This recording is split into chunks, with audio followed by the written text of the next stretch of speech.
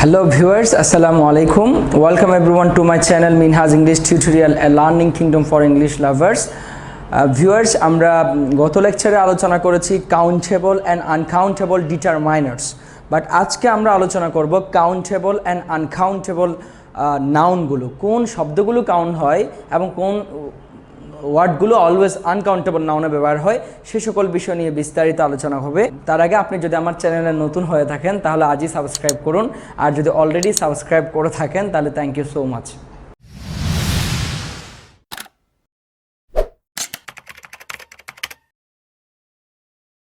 Viewers, let's get started. দেখেন, climate অর্থ হলো জলবায়ু। এই ক্লাইমেট বসা যাবে কারণ ক্লাইমেট এটা কাউন্টেবল। তার আগে 1 2 3 মেনি কাউন্টেবল ডিটারমাইনারগুলো বসানো যাবে। এই ক্লাইমেট মেনি থাকলে মেনি ক্লাইমেটস হয়ে যাবে, কিন্তু এই ওয়েদার শব্দটা কখনো ওয়েদার্স হবে না, এটা আনকাউন্টেবল। ঠিক আছে, কীভাবে? জব, মেনি জবস, এটা কাউন্টেবল, কিন্তু ওয়ার্ক এটা আনকাউন্টেবল, ওয়ার্কস হবে না। মেশিন, মেশিন, মেনি মেশিনস, এটা কাউন্টেবল, এটা গণনা করা যায়, কাউন্টেবল। কিন্তু মেশিনারি এই শব্দটা কখনো মেশিনারিজ হবে না, এটা কাউন্ট করা যাবে না। আর এগুলোর আগে কাউন্টেবল ডিটারমাইনার বসানো যাবে না। সানবিম, সানবিমস হয়, এটা কাউন্টেবল, কিন্তু সানলাইট এটা আনকাউন্টেবল। সানলাইটকে গণনা করা, তার আগে তারপর গণনাকারী শব্দ, মানে কোনো কাউন্টেবল ডিটারমাইনার আনা যাবে না। আনকাউন্টেবল ডিটারমাইনার থাকতে পারে, লিটল সানলাইট এটা হতে পারে, কারণ little is uncountable determiner. A lot of হতে পারে, কারণ অ্যালট অফটা কাউন্টেবল আনকাউন্টেবল উভয় নাউনের শুরুতে বসে। যদি ডিটারমাইনারগুলো বুঝতে কষ্ট হয় তাহলে আমাদের যে determiner countable and uncountable determiner যে লেকচারটা আছে ওটা দেখে নিন। আচ্ছা, traffic jam, traffic jam, many traffic jams, এটা কাউন্টেবল। ট্রাফিক জ্যাম দুইটা শব্দ একত্রে থাকলে এটা কাউন্টেবল, কিন্তু শুধু ট্রাফিক, এই ট্রাফিক শব্দটা এটা আনকাউন্টেবল, এটা কাউন্ট করা যাবে না। তাহলে এই পাশেরগুলো হচ্ছে আনকাউন্টেবল আর এগুলো হচ্ছে কাউন্টেবল। ভিউয়ার্স, ডলার এই শব্দটা হলো কাউন্টেবল। যেমন আমি যদি বলি ওয়ান ডলার, তখন ওয়ান ডলার। যদি আমি বলি তখন $2 হবে না, $2 হয়ে যাবে। তাহলে এই ডলার শব্দটা হলো কাউন্টেবল, ডলার্স হয়। ঠিক কীভাবে? আমি যদি বলি 1 সেন্টিমিটার, 1 সেন্টিমিটার, আমি যদি বলি 2 তাহলে 2 সেন্টিমিটার্স হয়ে যাবে, মানে মেনি সেন্টিমিটার্স। এই সেন্টিমিটার শব্দটা কাউন্টেবল। ঠিক আছে, কীভাবে? 1 ডিগ্রি, 2 ডিগ্রিস, 5 ডিগ্রিস, 10 ডিগ্রিস, মানে এটা প্লুরাল হয়। কাউন্টেবল থেকে এটা কাউন্টেবল, কাউন্ট করা যায়। আবার দেখেন, 1 litre, 1 litre, 2 litre, 2 litres, 5 litre, 5 litres হয়ে যাবে। লাখ, এটা হচ্ছে মানে লাখ, LSE, 1 লাখ, 1 লাখ, 2 লাখস, 2 লাখ, তখন এটা লাখস হয়ে যাবে। ঠিক আছে, কীভাবে?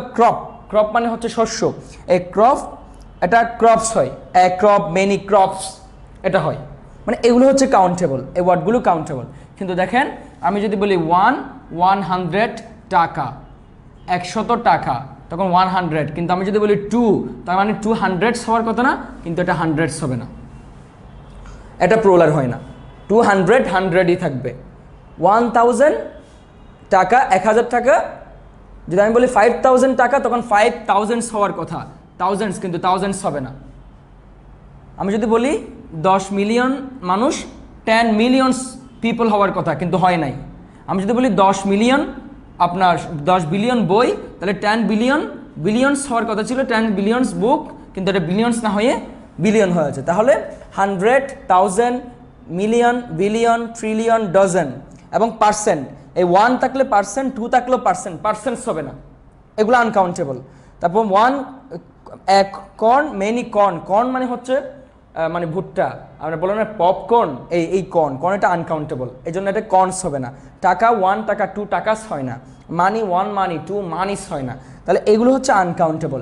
মনে রাখবেন, 100, 1000, মিলিয়ন, বিলিয়ন, ট্রিলিয়ন, ডজন, এই সকল শব্দের শুরুতে সংখ্যাবাচক শব্দ থাকলে সেগুলো কখনো পরিবর্তন হয় না, মানে এখানে কখনো S by S হবে না, এগুলো আনকাউন্টেবল। কিন্তু দেখেন, আমি যদি বলি অনির্দিষ্ট করি হাজার হাজার মানুষ, তখন এই 1000, আমি যদি বলি হাজার হাজার মানুষ, আমি এখানে বুঝাই আমি যদি বলি হাজার হাজার মানুষ, তখন কি কত হাজার নির্দিষ্ট করে বলছে নাকি অনির্দিষ্ট? অনির্দিষ্ট। যখন অনির্দিষ্ট তার আগে 1 মিলিয়ন, 1000, 2000 নির্দিষ্ট করে দেয় নাই, কোনো সংখ্যাবাচক ডিটারমাইনার নেই। যদি না থাকে তাহলে হবে হাজার হাজার লোক, ইংলিশ হচ্ছে থাউজেন্ডস অফ পিপল, তখন থাউজেন্ডস হয়ে যায়। আবার যদি বলি লক্ষ লক্ষ লক্ষ লক্ষ বই, তাহলে মিলিয়নস অফ বুক, কত লক্ষ বই সেটা নির্দিষ্ট করে বলে নাই। যেহেতু যখন নির্দিষ্ট করে থাকবে না তখন হাজার হাজার, লক্ষ লক্ষ, বিলিয়ন বিলিয়ন এরকম বুঝালে তখন এই ওয়ার্ডগুলোর শেষে এস বাই এস যুক্ত হবে, মানে প্লুরাল হবে। আদারওয়াইজ এটা হবে না। যদি সংখ্যাবাচক শব্দ ডিটারমাইনের শুরুতে থাকে সেটা কখনো যাবে না। 1000 টাকা 5000 হওয়ার কথা, কিন্তু থাউজেন্ডস হবে না, থাউজেন্ডই থাকবে। কিন্তু আমি যদি বলি হাজার হাজার লোক, তখন thousands of people, lakh lakh বই, মিলিয়নস অফ পিপল। যদি আমি বলি 10 লক্ষ মানুষ, তখন আবার 10 মিলিয়নস হবে না, 10 মিলিয়ন পিপল। ভিউয়ার্স, আমরা এখন কিছু শব্দ দেখব যেগুলো শুরুতে আপনার 1, 2, 3 যাই থাকুক এগুলো কখনো প্লুরাল হয় না। যেমন দেখেন, আমি যদি বলি বুক, আমি যদি বলি অ্যা বুক, তখন অ্যা। কিন্তু আমি যদি বলি টু, তাহলে টু বুক না হয়ে টু বুকস হয়ে যায়, মানে এটা কাউন্টেবল। বুককে টু থাকলে এটা বুকস হয়ে যায়। কিন্তু মনে রাখবেন, আমি যদি বলি ওয়ান, আমি যদি বলি ওয়ান ডিয়ার মানে হচ্ছে একটি হরিণ। যদি আমি বলি টু, তাহলে টু ডিয়ার্স হওয়ার কথা না, কিন্তু এটা ডিয়ার্স হবে না। এই ডিয়ার শব্দটা ওয়ান থাকলেও ডিয়ার, টু থাকলেও ডিয়ার, এটা ডিয়ার্স হবে না। ঠিক আছে? কীভাবে? এখানে যদি আমি বলি 5টি ভেড়া, তাহলে 5 শিপস হওয়ার কথা, কিন্তু এটা হয় নাই, হবে না, এটা চেঞ্জ হবে না। আর আমি যদি বলি 10টা সোয়ান মানে হচ্ছে রাজহাঁস, সোয়ানস হওয়ার কথা, কিন্তু হবে না। আমি যদি বলি 15টা ক্যানন মানে কামান, তাহলে ক্যাননস হওয়ার কথা, কিন্তু হবে না।